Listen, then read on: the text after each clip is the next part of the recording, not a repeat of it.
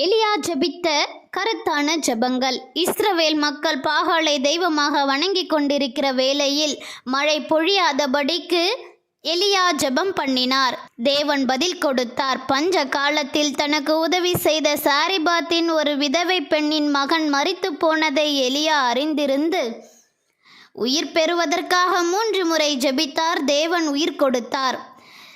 கர்த்தர் தெய்வமா பாகால் தெய்வமா என சூழ்நிலையில் கர்த்தரே தெய்வம் என்று இஸ்ரவேல் மக்கள் அறியும்படி ஜெபித்தார்.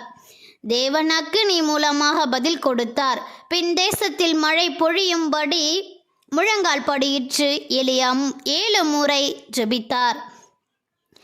தேவன் மழையை பொழிய பண்ணினார். எசபேல் கொலை செய்யும்படி ஆட்களை அனுப்பின போது, போதும் கர்த்தாவே, என் உயிரை எடுத்துக்கொள்ளும் என்று எலியா ஜெபித்தார்.